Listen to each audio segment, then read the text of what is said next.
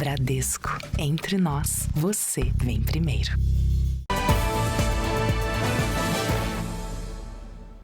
Boa noite. Boa noite para você. Mais de 60% de todas as cargas transportadas no Brasil são levadas por caminhoneiros, principalmente produtos de maior valor agregado ou também perecíveis, né, Sérgio? E é de olho nas mercadorias valiosas que quadrilhas atacam motoristas nos grandes centros. São inacreditáveis 26 roubos por dia. Além de roubarem a carga, os criminosos sequestram os caminhoneiros até conseguirem descarregar os produtos. Um caminhão parado numa viela, com R$200 mil em tecidos roubados. Foi dessa forma que policiais militares encontraram a carga, levada por assaltantes na região do Brás, bairro que reúne centenas de lojas e fábricas de roupas em São Paulo. A quadrilha percorreu 40 quilômetros com o caminhão, enquanto fazia o motorista refém. 5 pessoas foram presas em flagrante e o caminhoneiro liberado. Eles confessaram que estavam envolvidos no delito, tá? Que foram contratados para para participar desse delito do caminhão. O transporte rodoviário é o principal meio de levar mercadorias no Brasil, o que aumenta também o risco de motoristas que trabalham no setor. Dados do Ministério da Justiça revelam que, em média, 26 caminhões com carga são roubados diariamente. Mais de 1.500 casos em apenas 2 meses.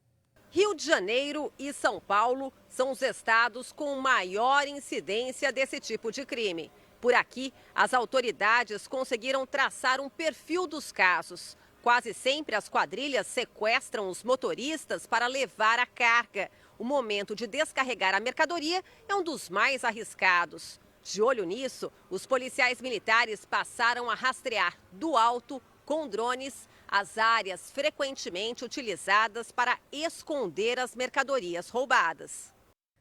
Comunidades e regiões de mata costumam servir de cárcere e esconderijo. Em 2 anos, a polícia reduziu em 300% o número de ocorrências no Grajaú, bairro do extremo sul de São Paulo. Em todo o estado, neste ano, houve queda de 20%. É uma pronta resposta que nós temos, principalmente pela característica geográfica daqui da Zona Sul, de muitas áreas de mata. Então, são normalmente as vias de fuga dos criminosos daqui da área. Abelino foi baleado no abdômen enquanto fazia o transporte de bebidas. Não desistiu da profissão, apesar do receio. Toda vez quando a gente vem para São Paulo, Rio de Janeiro, é onde Deus nos acuda. A gente fica com muito medo, pensando na família, nos filhos, não sabe se volta para casa.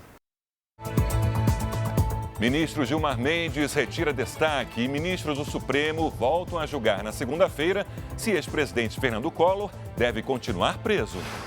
Papa Francisco é sepultado em Roma. Donald Trump e Volodymyr Zelensky conversam sobre cessar-fogo na guerra da Ucrânia. O Jornal da Record te explica como utilizar frituras na cozinha com menos riscos à saúde. Você vai conhecer o brasileiro que parou de correr para ajudar atleta que passava mal durante uma das maratonas mais famosas do mundo. No futebol, os gols do sábado no Campeonato Brasileiro. E todas as informações sobre Cruzeiro e Vasco que se enfrentam amanhã com transmissão da Record, R7 e Play Plus.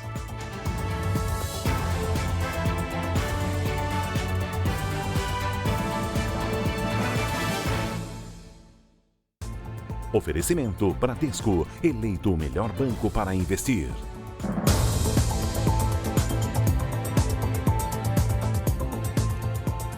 Criminosos invadiram uma empresa de ônibus na zona leste de São Paulo para furtar tacógrafos e módulos de 8 veículos. Esses equipamentos registram os dados de viagem e são essenciais para a segurança do transporte de passageiros.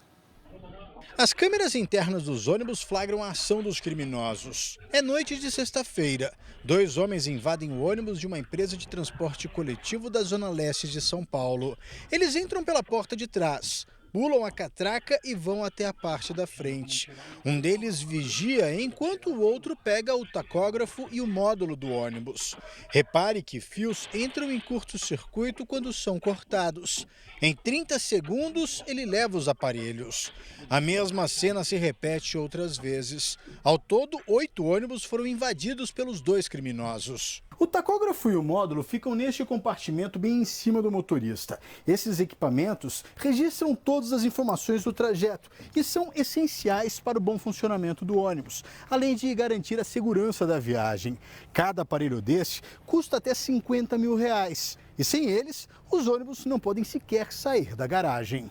Cada ônibus transporta em média 1.800 pessoas por dia. A empresa colocou veículos antigos que estavam de reserva para não prejudicar quem depende de transporte público. A previsão é que tudo esteja normalizado em 5 dias. Isso porque, além dos equipamentos, os criminosos danificaram a parte elétrica dos ônibus. No ano passado, cerca de 1.000 equipamentos foram furtados de empresas que atuam na zona leste de São Paulo. Um prejuízo estimado em mais de R$1 milhão. Existe sim uma forte indústria voltada a essa situação de furtar esses equipamentos do veículo e se fazer um reciclo desses equipamentos dentro da própria cidade. A Secretaria da Segurança Pública de São Paulo informou que reforçou o policiamento em pontos estratégicos e que investiga locais que vendem peças de ônibus usadas. Moradores de um bairro da periferia de Salvador enfrentaram uma madrugada de muita violência, com carros queimados e vários tiros disparados contra casas. Agora a polícia investiga o envolvimento do crime organizado. As imagens gravadas logo depois do ataque mostram um carro ainda em chamas. Incendiaram quase todos os carros aqui.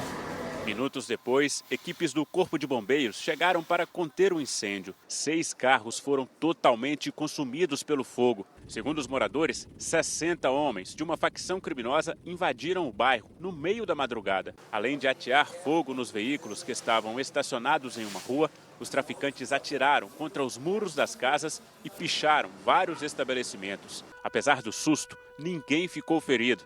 Com medo, muitos moradores preferiram não sair de casa hoje. O bairro do Lobato é um dos maiores do subúrbio de Salvador. Por ter um comércio forte e ficar numa área centralizada, passou a chamar a atenção dos traficantes. E nos últimos anos, virou um território disputado, numa guerra entre facções. Durante todo o dia, a segurança foi reforçada na região e uma operação foi montada para capturar os criminosos. Alguns indivíduos já foram individualizados e, para nossa satisfação, já são alvo da nossa atuação, muitos deles com mandato de prisão já decretados. Até o momento, ninguém foi preso. O ex-CEO de uma agência de viagens online foi preso em flagrante hoje no Rio de Janeiro. Ele furtou obras de arte de um shopping e de um hotel de luxo. A movimentação chamou a atenção da segurança do shopping. No vídeo, o homem aparece colocando os quadros um a um no elevador e depois levando as obras até um táxi do lado de fora. Os seguranças chegam a abordar o táxi, mas o suspeito foge em uma moto logo em seguida. Horas antes, ele também havia furtado quadros em um hotel de luxo próximo ao shopping. Repare que o homem retira uma obra da parede e vai embora na mesma motocicleta. Segundo a polícia, o homem flagrado nas imagens é João Ricardo Rangel, de 44 anos. Ele foi preso em flagrante no mesmo dia na casa dele, neste imóvel de luxo na Barra da Tijuca. No local, os agentes encontraram os quadros furtados e objetos de cerâmica, tudo avaliado em R$40 mil. Uma obra com um valor estimado em R$17 mil não foi recuperada. Ele admite os fatos, admite que foi ele que subtraiu esses objetos, mas ele apresenta versões desconexas, nada que pudesse motivá-lo a ter feito isso. O que chama atenção é que o valor auferido com essas subtrações é muito pequeno, frente à casa que ele mora, por exemplo, o valor da casa que ele mora, o condomínio onde ele vive.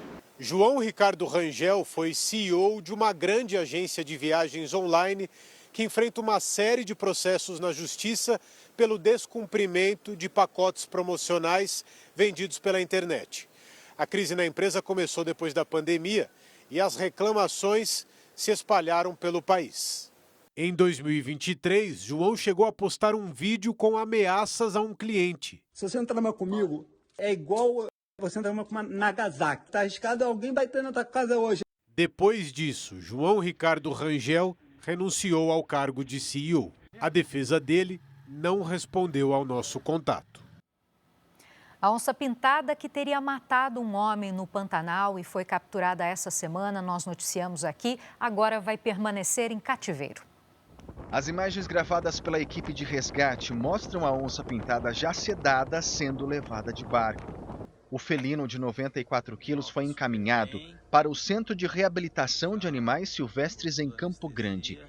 A onça foi capturada na quarta, no Pantanal, após o ataque de um felino contra um morador da região de Aquidauana. Ainda não há certeza de que esta é a onça que matou o Jorge Ávalo, de 60 anos. Segundo a Polícia Militar Ambiental, a onça capturada estava sendo atraída por moradores da região com alimentos, o que é crime ambiental. Exames preliminares apontaram que o felino está debilitado.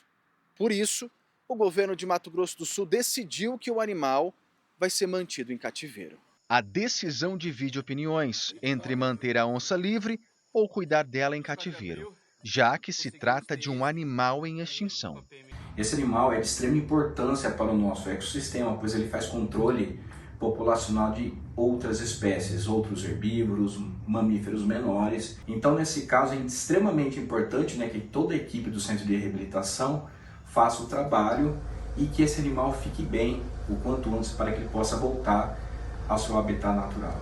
Depois desse caso no Pantanal, especialistas reforçam que ataques de onças contra humanos são raros, mas que acidentes...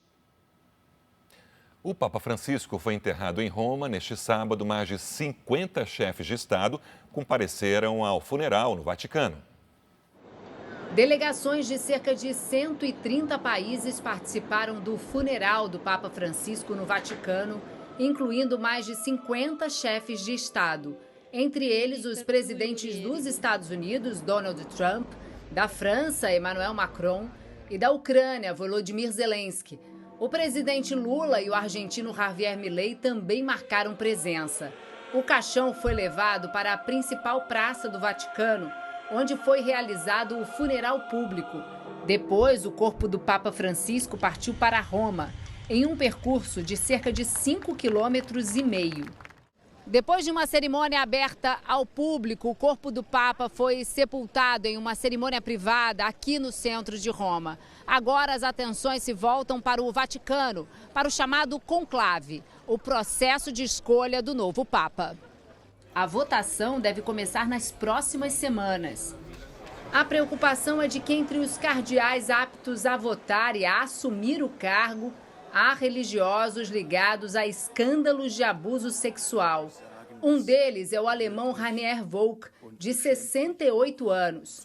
Ele foi acusado de acobertar casos de abuso sexual e de mentir à justiça ao dizer que não tinha conhecimento das denúncias. Na época, um relatório independente revelou que mais de 300 pessoas foram abusadas por líderes da igreja na cidade de Colônia, uma das mais ricas do mundo. Os crimes teriam acontecido entre 1975 e 2018. A maioria das vítimas tinha menos de 14 anos. Wolk suspendeu 2 sacerdotes após as denúncias, mas se opôs à divulgação do relatório, o que foi criticado pela comunidade local, que considerou a medida uma forma de tentar calar novamente as vítimas. Em meio ao escândalo, chegou a apresentar carta de renúncia ao Papa, mas teve o pedido negado. E antes do funeral, os presidentes dos Estados Unidos e da Ucrânia se reuniram para falar sobre as negociações de paz com a Rússia. O encontro durou cerca de 15 minutos. Depois da reunião, o presidente ucraniano Volodymyr Zelensky afirmou que espera um cessar-fogo total e incondicional. Mas o presidente americano demonstrou ter dúvidas em relação à vontade do presidente russo Vladimir Putin de acabar com a guerra. Donald Trump considerou, inclusive, aplicar sanções econômicas à Rússia. Nas redes sociais, Trump disse: não havia razão para Putin disparar mísseis contra áreas civis, cidades e vilas nos últimos dias. Isso me faz pensar que talvez ele não queira parar a guerra. Trump se referiu aos bombardeios realizados nesta semana contra a capital Kiev e que incluiu até mesmo mísseis produzidos na Coreia do Norte. A reunião de hoje foi a primeira entre Trump e Zelensky desde a visita do ucraniano à Casa Branca em fevereiro, marcada por um bate-boca histórico que foi transmitido ao vivo para todo o mundo. Zelensky também se reuniu com o presidente da França, Emmanuel Macron, e com o primeiro-ministro do Reino Unido, Keir Starmer. Ao lado do britânico, o ucraniano disse que vai manter os encontros com líderes mundiais para tentar promover a paz. Volodymyr Zelensky ainda foi recebido pela primeira-ministra italiana Giorgia Meloni. Ela disse que espera um compromisso concreto da Rússia para o processo de paz.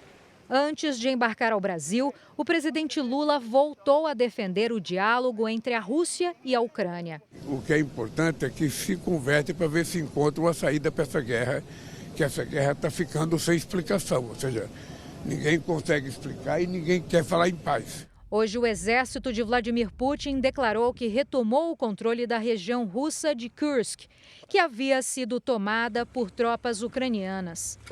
Putin chegou a parabenizar a ofensiva, mas a Ucrânia não confirmou que perdeu o território. Neste sábado, o porta-voz do governo russo disse que Putin está pronto para as negociações sem nenhuma exigência prévia.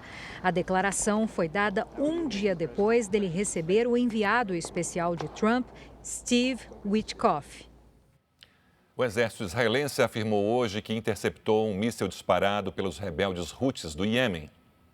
Sirenes soaram em várias partes de Israel, mas o míssil foi interceptado antes de chegar ao território israelense. Em Tel Aviv, centenas de pessoas foram às ruas pedir a libertação dos reféns que estão em cativeiro na faixa de Gaza, sob domínio do grupo terrorista Hamas. Autoridades israelenses acreditam que 24 sequestrados estejam vivos. Uma nova rodada de negociações aconteceu hoje no Egito com representantes do Hamas. O grupo terrorista diz que concorda em libertar todos os reféns de uma só vez e que aceitaria uma trégua de 5 anos. Israel exige o desarmamento de todos os terroristas. Pelo menos 14 pessoas morreram e mais de 700 ficaram feridas depois de uma explosão em um dos principais portos do Irã. Um vídeo gravado por uma testemunha mostra o porto já em chamas. Segundos depois, uma enorme explosão. Por um outro ângulo, imagens de uma câmera de segurança mostram o momento em que a estrutura é completamente destruída. Uma pessoa ainda é vista correndo, tentando fugir. As nuvens de fumaça cobriram o céu da região e podiam ser vistas a quilômetros de distância. Durante toda a manhã, bombeiros e equipes de resgate trabalharam na contenção das chamas e no socorro aos feridos. A explosão aconteceu no porto de Shahid Rajai, por onde passam os principais embarques comerciais do Irã. O funcionamento do porto foi paralisado por tempo indeterminado. As investigações estão em andamento, mas, segundo autoridades, um incêndio em contêineres que armazenavam materiais inflamáveis teria causado a explosão. O sol voltou a dar as caras em São Paulo. Hora de conversar com a Lidiane Sayuri. Lid, como é que fica o tempo nesse domingo? Oi, Giovana. Na capital paulista, o tempo fica mais firme, mas volta a chover no interior do estado. Boa noite para você. Sérgio, boa noite. E boa noite para você de casa. Amanhã a chuva mais pesada vai se concentrar sobre a metade norte do Brasil. O domingo terá chuva em vários momentos do dia, em Rio Branco, Manaus e em São Luís. A chance de temporal aumenta à tarde. Tem risco de alagamentos. Mesmo com o céu mais encoberto, o tempo continua abafado, com máximas entre 28 e 30 graus.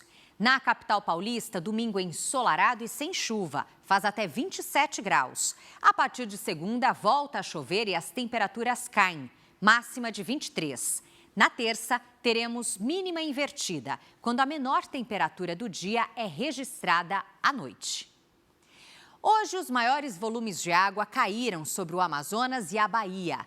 Neste momento, as nuvens carregadas se concentram sobre a região norte. Amanhã, a frente fria avança e provoca chuva entre Santa Catarina, Paraná, Mato Grosso do Sul e interior de São Paulo. Temporais isolados não estão descartados. Na região norte, chove em todos os estados, enquanto no nordeste chove no litoral. Domingo à tarde, com 22 graus em Porto Alegre, 30 no Rio de Janeiro, 29 em Goiânia, 32 em Natal e até 33 em Boa Vista. Bom domingo a todos. Eu volto com vocês. Giovana, Sérgio. Obrigada, Lide. E veja a seguir, Supremo retoma a discussão sobre prisão de Collor na segunda-feira, depois de Gilmar Mendes retirar destaque. Ainda hoje, elefante vai ter que deixar zoológico onde vive há mais de 40 anos. Justiça determina a transferência de elefante que vive sozinho em zoológico do interior de São Paulo para local com outros animais da espécie em Mato Grosso.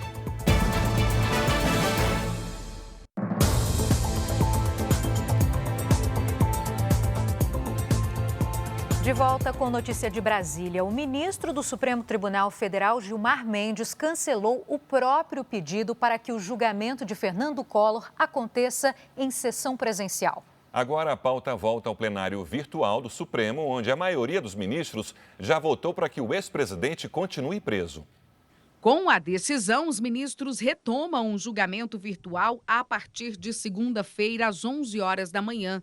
No plenário virtual, os magistrados apenas apresentam os votos e não há debate. Se houver um pedido de vista, ou seja, mais tempo para analisar o caso, o julgamento é suspenso.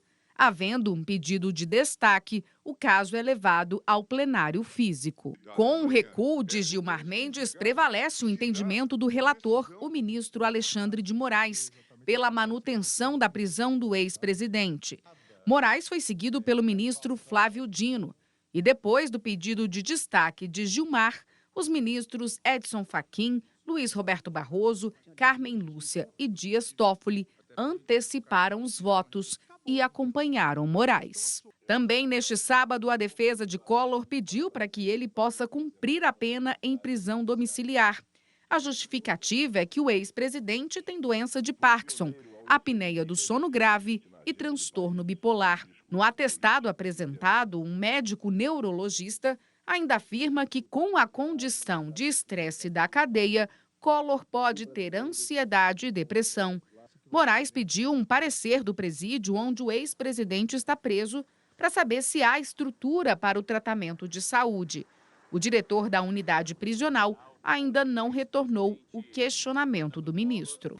Condenado pelo STF em 2023 por corrupção na BR Distribuidora, Collor deve cumprir 8 anos e 10 meses em regime fechado. Os ministros consideraram que entre 2010 e 2014, o ex-presidente teria recebido 20 milhões de reais de empresários para favorecer indicações políticas dentro da BR Distribuidora e viabilizar contratos de construção de reservatórios de combustíveis.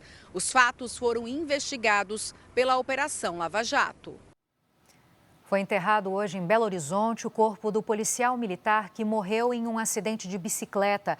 Amigos e parentes prestaram homenagens. Um grupo chegou a pedalar 10 quilômetros desde o bairro da Pampulha até o cemitério. O tenente da Polícia Militar, Anderson Clayton, de 47 anos, sofreu uma queda enquanto pedalava em uma estrada em Nova Lima, na região metropolitana de Belo Horizonte. Ele chegou a ser resgatado e ficou 3 dias internado, mas não resistiu. Em Santa Catarina, 3 jovens morreram em um acidente em uma estrada estadual no estado. A batida aconteceu em um trecho de curva acentuada na SC-110, no município de São Joaquim. Um carro que invadiu a contramão atingiu o veículo onde estavam um motorista de 22 anos e 2 passageiros de 18. Eles não resistiram. O motorista do outro carro está internado em estado gravíssimo. A polícia investiga a causa do acidente. A indústria da moda é uma das mais lucrativas do Brasil, mas também é responsável por um grande volume de resíduos descartados irregularmente nas ruas das grandes cidades. Pois é, o que virou um grande desafio para as prefeituras e empresas envolvidas na produção de roupas. Uma das soluções é a reciclagem. Retalhos que antes iam parar no lixo são transformados em produtos como cabides, faróis de motocicletas. Dentro de sacos plásticos enormes, sobras de tecidos saem de porta-malas e ocupam calçadas na maior cidade do Brasil. São os retalhos de uma indústria nacional robusta, que movimenta cerca de 215 bilhões de reais por ano. É um tipo de lixo impossível de simplesmente varrer. Máquinas de costura trabalham a todo vapor. O bairro do Brás, aqui na região central da capital paulista, é um dos maiores centros comerciais de moda do país, onde se concentra o maior número de confecções brasileiras. Essas empresas representam um setor industrial que está entre os mais poluentes do mundo. 10% de todas as emissões dos gases de efeito estufa são atribuídos à indústria têxtil. Hoje, a maior parte dos retalhos gerados no Brás é descartada de forma irregular, cerca de 300 toneladas por mês. Pesquisadores da Universidade de São Paulo estimam que já foram jogadas fora 92 mil toneladas de resíduos desde 2017, apenas na capital. Um processo produtivo de 1 quilo, ele gera no mínimo 15%. Quando está muito bom, uma média 20% de resíduo descartado. A Prefeitura de São Paulo diz que um ecoponto têxtil está em construção para recolher as sobras. O descarte regular ele pode cair na boca de lobo, nas galerias, e isso gera alagamento, entupimentos que geram consequências na cidade em épocas de chuva. A ideia é que ele vá para essa reciclagem e sejam reaproveitados nessa parceria com toda a indústria. Na outra ponta, as empresas buscam uma destinação correta para o que sobra da produção. 40% dos cortes, em média, dos produtos é gerado resíduo de papel, tecido e plástico. A gente foi buscar no mercado quais eram as empresas que conseguiam fazer esse destino correto sem ir para aterro. A empresa que recebe o material separa os tecidos e transforma em novos produtos. Nestas são 150 toneladas de retalhos por semana, que viram lixeiras de plástico, cabides, tapetes e até farol de motocicleta. É a única forma que nós sabemos que, para amenizar esse impacto que nós estamos gerando no meio ambiente, é dando uma nova vida, uma nova chance ao lixo.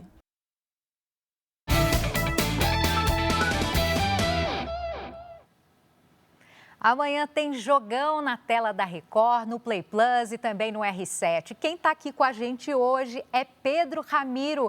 Pedro, boa noite, seja bem-vindo. Cruzeiro e Vasco, então, jogam para espantar a crise, é isso mesmo? Conta tudo. Esse é o objetivo, Giovana. Boa noite para você, para o Sérgio, para quem nos acompanha aqui na tela da Record.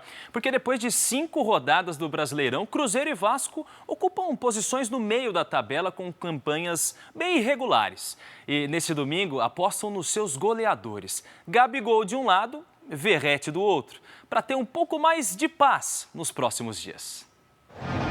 O Brasileirão desembarca em Uberlândia, no Triângulo Mineiro. Por causa de um evento programado para o Mineirão neste fim de semana, o Cruzeiro trouxe o jogo contra o Vasco para a segunda maior cidade de Minas Gerais. Mais de 700 mil habitantes e um estádio charmoso, que reformou o sistema de iluminação para as estrelas do futebol darem o espetáculo. O Parque do Sabiá, como é chamado hoje o estádio, já recebeu 72 mil pessoas em sua inauguração durante um amistoso da Seleção Brasileira em 1982. Em jogos entre clubes, o maior público foi de 54 mil espectadores. E apesar de estarmos em Minas Gerais, esse recorde não aconteceu em jogo do Atlético Mineiro ou do Cruzeiro. Em 1984, o estádio ficou lotado para assistir Roberto Dinamite e o Vasco da Gama em um empate contra o time local aqui de Uberlândia. Para honrar a categoria de Dinamite, o maior artilheiro de todos os tempos do Brasileirão, amanhã deveremos ter 2 grandes atacantes em ação. Gabigol foi 2 vezes o maior goleador do campeonato e já fez um gol na edição de 2025. O Vasco tem seu pirata, o argentino Verratti. Não dá para pensar no Vasco hoje sem o Verratti em campo, né? Então, todo mundo está muito satisfeito com ele, com os números dele, com o perfil assim positivo que ele tem. São duas equipes pressionadas. O Cruzeiro, com um time cheio de estrelas e altos salários, não embalou. Vem de 2 derrotas. Com o técnico português Léo Jardim, em 12 jogos, só 2 vitórias, 4 empates e 6 derrotas. E para piorar, o atacante Dudu reclamou de ficar na reserva e foi cortado do jogo. A direção do Cruzeiro disse que vai se reunir para definir o futuro do jogador. Por isto não temos que nos esconder. Como eu disse, foi uma péssima imagem que demos nestes 3 jogos e com certeza que estamos frustrados por isso. O Vasco não vence há 3 partidas, 1 derrota e 2 empates, somando os jogos do Brasileirão e da Sul-Americana. O treinador Fábio Carille saiu vaiado em São Januário na terça-feira, depois do empate sem gols com o Lanús. O Cruzeiro está buscando um caminho diferente com o Léo Jardim, né, que é um treinador português consagrado na Europa, de trabalho muito importante, um cara muito respeitado e que não liga muito para esse perfil de algumas estrelas do elenco do Cruzeiro, principalmente o Gabriel Gabigol e o Dudu. Ele mexe no time sem ligar para o prestígio, pelo tamanho do cheque, do salário e pelo valor da contratação. Isso tem dado uma chacoalhada que eu acho que é positiva no time do Cruzeiro. O Vasco é uma equipe que tem uma relação muito tensa entre a sua torcida e o seu treinador. O torcedor do Vasco não gosta do Carille. Isso está muito claro, já está escancarado. Amanhã, Record, Play Plus e R7 transmitem esse jogão entre Cruzeiro e Vasco ao vivo de Uberlândia para todo o Brasil. É a partir das 6 da tarde. Muita história em campo. Morreu hoje aos 84 anos Jair da Costa. O atacante foi campeão do mundo com a seleção brasileira em 1962. Revelado pela Portuguesa, ele fez história no futebol italiano, principalmente na Inter de Milão. A causa da morte não foi divulgada. E daqui a pouco aqui no Jornal da Record tem mais futebol com os gols deste sábado do Brasileirão. E ainda o brasileiro que foi destaque na maratona de Boston. Brasileiro ganha homenagem ao ajudar atleta na reta final de maratona nos Estados Unidos.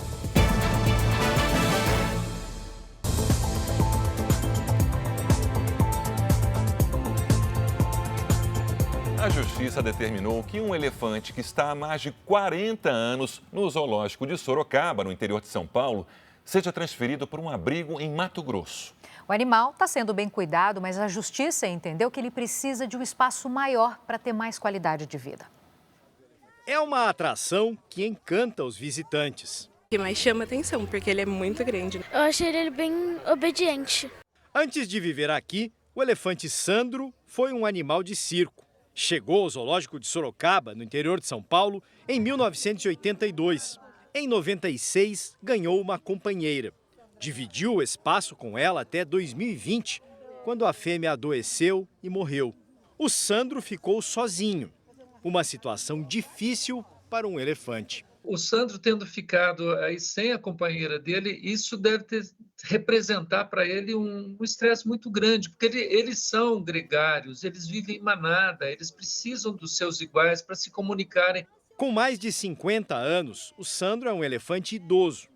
É alimentado pelos tratadores, tem cuidados de saúde, mas não é o suficiente, na opinião de ambientalistas. Ele pode estar sendo bem alimentado, bem assistido por veterinários, pelo seu cuidador, mas não é o que um animal precisa.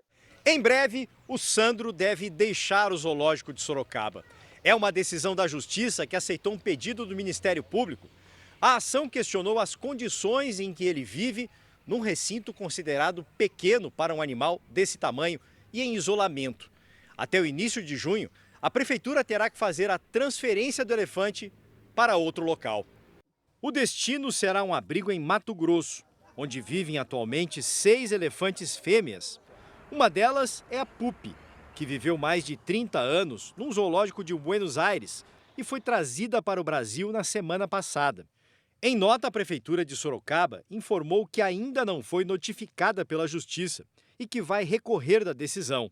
Declarou também que o elefante é bem cuidado e que a transferência é um risco para o animal. Para o ambientalista, a mudança é a melhor solução.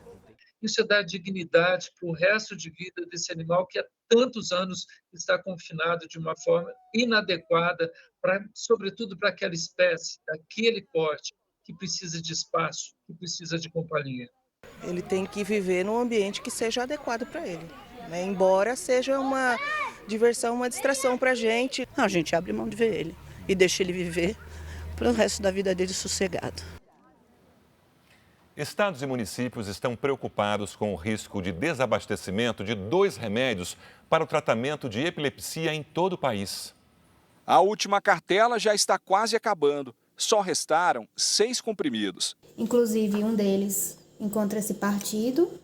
Foi uma das formas que a gente encontrou de retardar um pouco o final da cartela. O remédio é da Raquel, que sofre de epilepsia e não tem encontrado medicamento em lugar nenhum. As pessoas têm que entender que essa doença, quando está controlada, o cérebro já está acostumado, habituado. E se eu tirar de forma abrupta, né, vem as convulsões e isso me maltrata. O medicamento é um dos 2 recomendados para o tratamento de epilepsia que são distribuídos gratuitamente na rede pública. Mas neste momento, os 2 estão em falta em todo o país. O fenobarbital e o clobazam são fabricados pelo mesmo laboratório, que há pelo menos 6 meses enfrenta dificuldade para produzir e distribuir os remédios. A falta dessas medicações acaba ocasionando o risco dos pacientes terem novos episódios de crise convulsiva. E isso expõe ele a um risco de morte. Às vezes tem uma crise, cair, bater a cabeça, ter um traumatismo craniano. O Ministério da Saúde afirmou que o repasse de recursos para a compra dos medicamentos está regular e que estados e municípios têm autonomia para adquirir remédios específicos e complementares. O laboratório que fabrica substâncias não explicou o que provocou esse cenário. Existem outros remédios para tratar a doença, mas a troca precisa ser gradativa. O ideal é realmente ele procurar o seu médico, avaliar a questão a possibilidade da troca por outra medicação que faça um efeito semelhante ao desses. Centenas de gaúchos ainda vivem em abrigos na região metropolitana de Porto Alegre, quase um ano depois das enchentes do ano passado. E depois de viver esse trauma, né, Sérgio, a preocupação aumenta com o anúncio de que abrigos públicos vão ser fechados. O Carlos mora em um abrigo há quase um ano. Ele vivia em uma casa que foi totalmente destruída pelas enchentes de maio de 2024. O morador de Canoas, uma das cidades mais atingidas, não tem para onde voltar. E o Centro Humanitário de Acolhimento para Desabrigados vai fechar. Minha maior preocupação é ficar na rua, é virar um mendigo na rua, que é o que vai acontecer, que eles vão fechar e tchau. Os 2 últimos centros, um em Porto Alegre e outro em Canoas, na região metropolitana, vão ser desmontados a partir de maio. No momento, 355 pessoas continuam abrigadas. Uma parceria entre os governos estadual e municipal oferece como alternativa pequenas casas temporárias. Serão 80 unidades como esta aqui em Porto Alegre e mais 58 em Canoas, na região metropolitana. Cada uma tem 27 metros quadrados, com quarto, sala, cozinha e banheiro. As moradias devem ficar prontas no mês que vem. As famílias, com pai, mãe, filhos, que eram proprietários moradores em suas residências e foram atingidos pela calamidade, sejam os primeiros ao acolhimento. Na sequência, vem as famílias monoparentais. E, por fim, as famílias unipessoais, que são normalmente, predominantemente, homens que estão sozinhos. Quem morava de aluguel e teve que sair de casa por causa da inundação tem como alternativa o aluguel social, benefício custeado pelas prefeituras e pela Organização Internacional para as Migrações das Nações Unidas. Elas terão primeiro a caução para a garantia desse aluguel, a duração de 1 ano, e também serão assistidas. Mais de 300 mil imóveis foram atingidos pelas enchentes no Rio Grande do Sul. Até agora, o governo do estado entregou 332 moradias temporárias que devem funcionar pelo tempo que for necessário. Lares novos e definitivos dependem da agilidade de programas de habitação. Nesta semana, o programa Compra Assistida do governo federal totalizou 1.500 famílias contempladas na modalidade Minha Casa Minha Vida em todo o estado. Somente em Porto Alegre, 1.000 pessoas aderiram ao programa. A maioria ainda aguarda pelas chaves da casa nova. Seria a coisa mais maravilhosa da minha vida. Ainda nesse assunto, 3 equipes do Jornal da Record viajaram nos últimos meses até os lugares mais atingidos pela chuva de maio do ano passado no Rio Grande do Sul. Agora, nossos repórteres contam os bastidores e as dificuldades que enfrentaram pelo caminho durante as gravações para a série A Reconstrução, que já está disponível no Play Plus.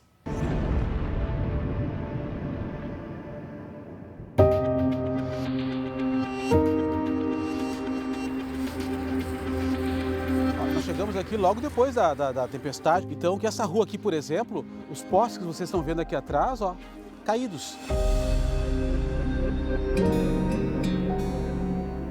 O Vale do Taquari foi uma das áreas mais devastadas pela chuva, que atingiu cerca de 20% dos moradores da região. Assim que as águas baixaram, nossas equipes acompanharam a reconstrução do Rio Grande do Sul. Nós nos dividimos pelo estado para contar em detalhes essa nova história, né, Guilherme? É verdade, viu, Jairo? E uma nova história não só do Rio Grande do Sul, mas também de cada gaúcho que já começou a reconstruir a casa, a família, o comércio e principalmente o futuro. Nesta série, nós ouvimos relatos fortes e marcantes, né, Romeu? E não foram apenas os entrevistados que se emocionaram nas gravações, nós também, principalmente com a força que o gaúcho demonstrou ter nesse momento de recomeço, depois de um cenário tão trágico da enchente. A gente indo lá de onde essas pessoas vieram, dói. É bem emocionante porque a gente sabe que elas vão custar voltar e recuperar o que tinham lá. Com pontes e rodovias destruídas, uma das dificuldades nas gravações foi o deslocamento entre as cidades. Começou a faltar combustível. Por quê? Porque não chegava a entrega de combustível. Então a gente começou a ter que economizar gasolina. A gente não poderia se afastar muito nas cidades próximas ali para a gente economizar gasolina. A gente presenciou pessoas estourando o tanque dos carros abandonados na rua para pegar o combustível. Não vai dar pra passar, não. Vai, ele volta. Você vai ter que começar a voltar, porque aqui não tem... Tem uma atolada aqui. No retorno aos bairros atingidos, foi possível ter noção da altura que a água chegou. Aqui a gente amarrou aquele dia para poder passar. Daqui, naquela filmagem ali... Olha a distância que tá.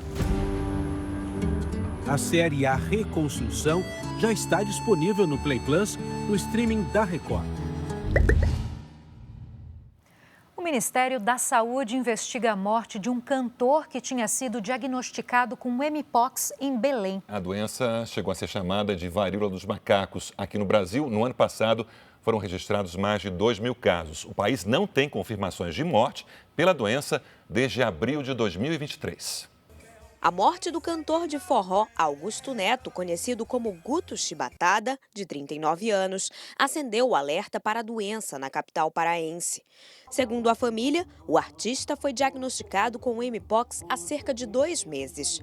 Essa semana, Guto sofreu 2 paradas cardíacas e não resistiu. E começou a aparecer em pequenos lugares, bem discretamente. E no mesmo dia que ele deu entrada no hospital, às 5 da tarde, ele veio a óbito. A Secretaria Municipal de Saúde de Belém confirmou o diagnóstico de Mpox, mas a causa da morte ainda é investigada. De acordo com o Ministério da Saúde, 410 casos da doença foram registrados no Brasil desde o início do ano.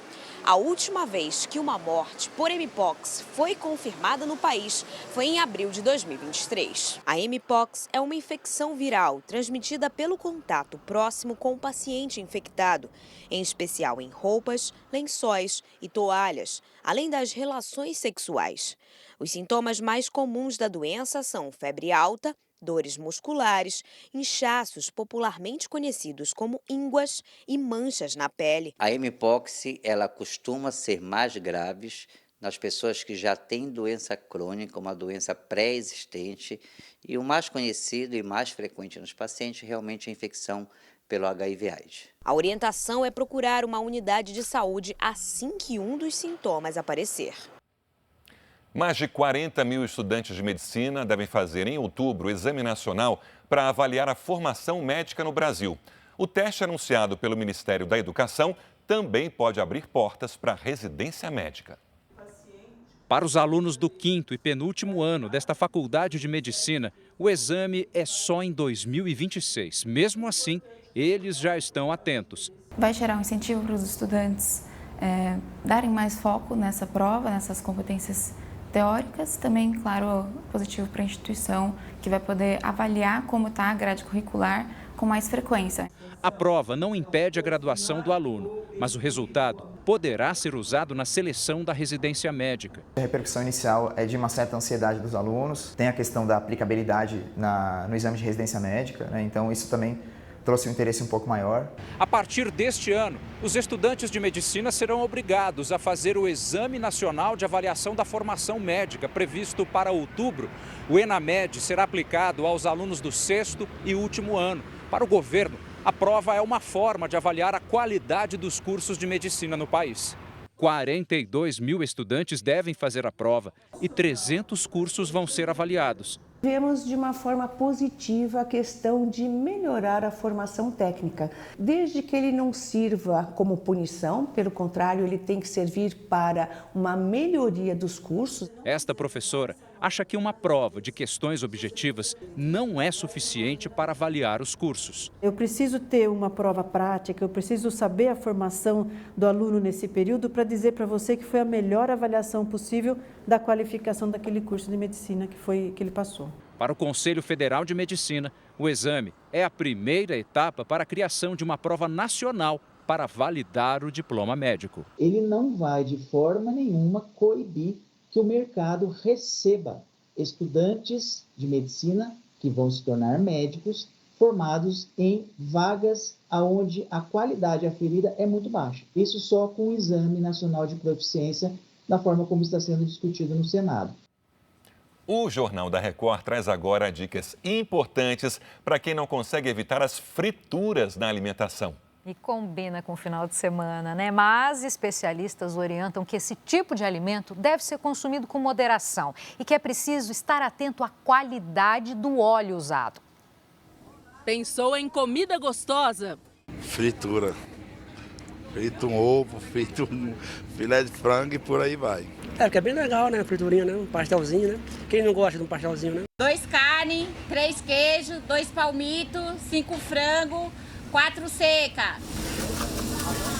A Sueli tem muitos anos de experiência na feira e é atenta à preparação dos salgados. Tem que ter a temperatura do óleo, o óleo tem que estar todo dia limpinho e tem o tempo certo, senão o pastel não fica legal, fica encharcado ou então não derrete o recheio, se for de queijo, por exemplo.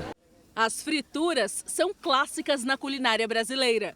Estão nas comidas de rua e nas refeições feitas em casa e com frequência geram preocupações. Geralmente a gente procura saber uma qualidade do óleo bom para a gente estar comendo uma coisa saudável, né? Nas prateleiras há todo tipo de óleo, mas não basta apenas seguir a temperatura recomendada para cada um. O cuidado com a saúde também precisa entrar na receita. Por isso, essa médica alerta para os riscos do consumo excessivo. Se você utiliza alguns tipos de óleo, principalmente em altas temperaturas, isso pode gerar alguns compostos nocivos para o nosso organismo, né? Que podem aumentar, inclusive, a pressão arterial, pode impactar nas gorduras do sangue, essas gorduras que eu falei que aumentam o risco de infarto. Nós viemos a uma indústria de alimentos para entender como a fritura pode ser saudável. Já adianto que cheiro do óleo, textura e sabor dos alimentos são dicas importantes para conseguir identificar. Neste experimento, a coloração dos óleos mostra um produto novo, um chamado meia-vida, que ainda é próprio para uso, e outro castanho, que já deve ser descartado. Quanto mais escuro, mais velho. Bota num copinho de vidro, uma pequena porção, pode ser um dedinho, bota contra a luz e dá para ver ali que já chegou na cor castanha, que é a cor de descarte do óleo. E mesmo comendo fora de casa, dá para reconhecer quando o prato está mais gorduroso. Como é que está a cuba, se ela está oleosa, se ela não está, se o brilho do alimento está muito forte. Se isso estiver gritante, muito forte ali, essa característica, é importante saber que ali não foi feita uma boa fritura. A chefe de cozinha ainda explica que o óleo pode ser reaproveitado. Fritou ali uma batata, fritou um pastel, a gente chama de fritura limpa. Essa fritura limpa super dá para fazer as boas práticas desse óleo, filtrá-lo e manter por mais tempo fritando. Quando o uso chega ao fim, o descarte também importa. Especialistas reforçam, o óleo da fritura não deve ir para o ralo. A Gisele sabe disso e dá o exemplo. Sempre que eu uso, eu coloco para fazer o descarte correto, né? E não reuso. Quem tem o hábito de comprar frutas, em algum momento já se frustrou ao descobrir em casa que ela estava sem sabor. É o popular sem graça, né? É isso. O Jornal da Record foi conversar com especialistas para descobrir o que tem deixado as frutas sem gosto. Nem sempre uma aparência bonita é sinônimo de sabor. Isso é uma coisa que a gente não tem como saber no momento, né? Compra uma coisa seca demais, não tem suco. Na hora de escolher uma fruta, cada um tem uma estratégia. Tem quem analise a cor, quem prefira apertar para sentir a textura e até quem confie no olfato. Vejo essas mais lisinhas, né? Diz a lenda que elas são as mais doces, né? Segundo este engenheiro agrônomo da Companhia de Entrepostos e Armazéns Gerais de São Paulo, fatores como o tempo de colheita e a adubação influenciam no sabor da fruta. Muitas vezes os produtores colhem essas frutas antes do momento adequado. Então elas vão ser frutas de sabor muito ruim. E como saber se uma fruta está realmente doce? A resposta está em uma escala chamada Brix, a unidade que mede a concentração de açúcar presente nas frutas. Neste laboratório, especialistas usam um equipamento para medir os níveis de açúcar e acidez das frutas e determinar o quão doce e saborosa elas são. O excesso de ácido pode tanto sobrepor o açúcar e você não sentir o açúcar, como ele também a falta pode dar um sabor enjoativo. Fizemos o teste com um cacho de uvas. A engenheira extraiu um pouco do suco, diluiu uma parte em água destilada e deixou a outra pura. Em seguida, colocou no aparelho. Para estar no padrão, o índice mínimo dessa fruta deve ser 16. O resultado foi 23, o que indica que ela está doce e com leve acidez. Então eu vou provar para saber se é verdade. Realmente ela está docinha. A proposta é monitorar a qualidade das frutas comercializadas. Se não passar no teste, o fornecedor é notificado. Para não errar na escolha, a recomendação é dar preferência às frutas da época. Agora, por exemplo, é tempo de abacaxi, abacate, caqui, mamão e laranja, que tendem a estar mais doces nesse período. Veja agora os destaques do Domingo Espetacular. Um ataque inesperado no meio da rua. Uma mulher é surpreendida e morta por um estranho. E ela seguiu aqui, colada a essa grade, sem perceber que, alguns metros atrás, estava o assassino. Domingo Espetacular pergunta: o que fazer para se defender em situações como essa? Eu imagino o que ela sentiu ali. Eles são fofos, mas preparados para garantir a segurança das pessoas. Assim que ela recebe o comando certo, ela ataca. Como é o treinamento dos cães de guarda e por que esses animais chegam a custar quase R$1 milhão. Eu e meu parceiro, o Casca de Bala. Polêmica no mundo da música. Você se lembra do hit Casca de Bala? Eu e Casca de Bala, eu e Casca de Bala. A gente mostra como a autoria desse sucesso foi parar na justiça. Eu quero só o que é meu, né? Por direito. O novo visual de Fabiano, da dupla César Menotti e Fabiano. Ser peão vale a pena. Ele emagreceu 40 quilos. Eita, que ele tá até tremendo! E nos recebeu para mostrar a rotina de treinos e a alimentação. Teve algum momento que você falou, nossa, não tá fácil, acho que eu vou desistir?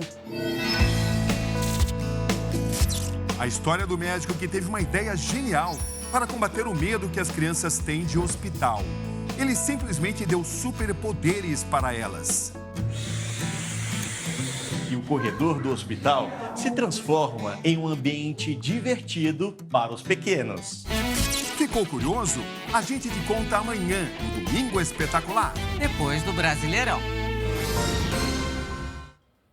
Notícia internacional: a advogada que acusou o príncipe Andrew e um bilionário americano de abuso sexual morreu aos 41 anos. O corpo de Virginia Giuffre foi encontrado na última quinta-feira em uma fazenda na Austrália.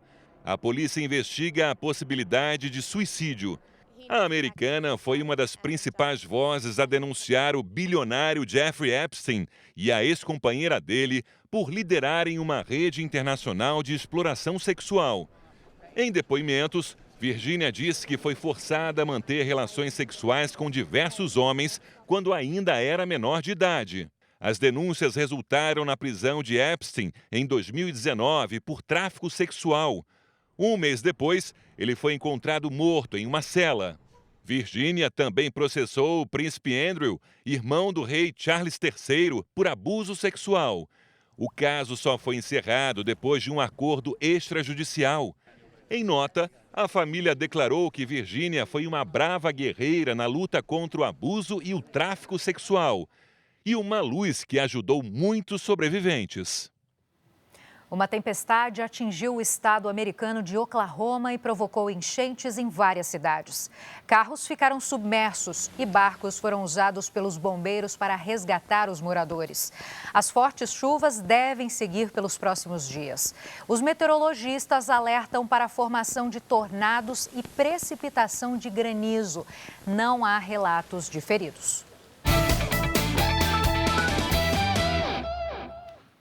Um brasileiro se destacou durante a Maratona de Boston, uma das corridas mais tradicionais do mundo, não apenas pelo desempenho, mas também pelo espírito esportivo e empatia. Pois é, na reta final ele parou para ajudar um atleta americano que passava mal e acompanhou o adversário até a linha de chegada. Giovana, o engenheiro... A inscrição para a Maratona de Boston, os 42 quilômetros, 195 metros, é a mais difícil do mundo. Quem consegue é porque corre e corre bem e cria uma expectativa para o resultado. Abrir mão do seu desempenho é um gesto de nobreza. Vamos conferir. O engenheiro que treina em Niterói tem muita história para contar da Maratona de Boston. Não é uma corrida qualquer. É uma prova que acontece anualmente nos Estados Unidos desde 1897. Pois desta vez o Pedro Arieta, de 34 anos, foi um dos destaques, porque ajudou um atleta na reta final da prova. Acho que foi muito instintivo, né? Porque a gente vem correndo rápido para a chegada e a gente está muito focado na chegada. Mas quando eu vi, eu simplesmente parei. A 200 metros da linha de chegada, um americano passou mal por cansaço e caiu no asfalto. Pedro não pensou duas vezes e parou para levantar o outro atleta e conduzi-lo até o final do percurso. O trajeto de 42 quilômetros e 200 metros é um desafio até mesmo para os corredores mais experientes. Por isso, são comuns os casos de lesão e exaustão. Mas o gesto solidário do Pedro fez a diferença e cativou o atleta que recebeu a ajuda. Eu recebi a mensagem, ele falando, eu sabia que eu não ia completar sozinho, né? Então meu corpo tinha colapsado, mas aí ele falou, e aí apareceu o Pedro, né? Então eu fiquei muito feliz. Já chamei ele para correr aqui no Brasil. A Prefeitura de Niterói destacou o exemplo e fez questão de homenagear o brasileiro. Pedro participou da Maratona de Boston junto com uma mulher. Luísa também tem motivos para jamais esquecer a prova. Foi a terceira melhor brasileira da corrida, com tempo de 2 horas e 52 minutos. Mas o que ela não disfarça é o orgulho do marido. É a cara dele fazer algo assim, sabe? É até o que eu falei, assim, eu tô muito orgulhosa, mas eu não tô surpresa, sabe? É super algo que eu esperava dele. Parabéns aos dois. E a gente está aqui com outro Pedro, o Ramiro, que volta aqui para a gente continuar falando do Brasileirão. A 6ª rodada já começou com muitos gols. Você corre, não? Não corro, mas pelo menos tento às vezes. Uma chuva de gols, pelo menos, do Campeonato Brasileiro, Sérgio. Porque na abertura da rodada, o Internacional recebeu o Juventude e, na base da bola parada, colocou fim à sequência negativa dos últimos jogos.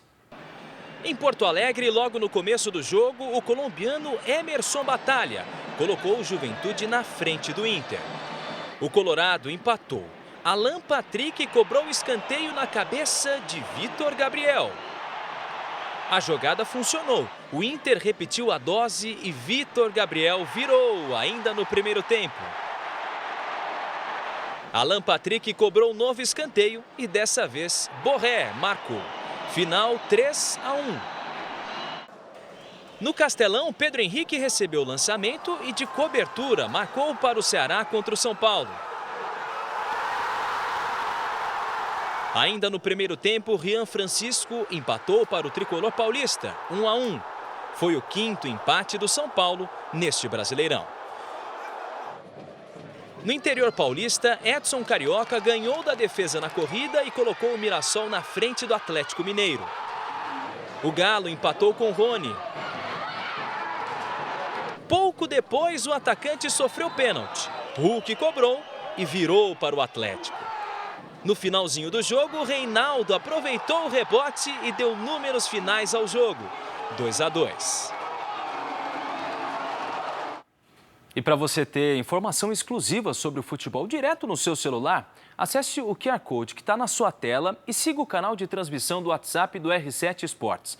Lá você vai receber em primeira mão notícias sobre o seu clube e tudo do Brasileirão. Pela semifinal do Campeonato Amapaense, o Oratório saiu na frente do Independente. Balão Marabá, de muito longe, fez de falta o primeiro do jogo. No segundo tempo, Marreta marcou o gol da vitória. 2-0 Oratório. O jogo da volta será no próximo sábado, valendo uma vaga na final do Amapaense. Lembrando que amanhã a Record, o R7 e o Play Plus vão transmitir Cruzeiro e Vasco a partir das 6 da tarde pela 6ª rodada do Campeonato Brasileiro. Giovana, Sérgio. Obrigada, Pedro. Estaremos na audiência. O Jornal da Record termina aqui. A edição de hoje na íntegra e também a nossa versão em podcast estão no Play Plus e em todas as nossas plataformas digitais. Você fica agora com a Patrulha do Consumidor no Cidade Alerta, edição de sábado. E logo depois tem Super Tela com o filme Centro de Trauma. Você não pode perder. Uma ótima noite. Bom domingo e até segunda.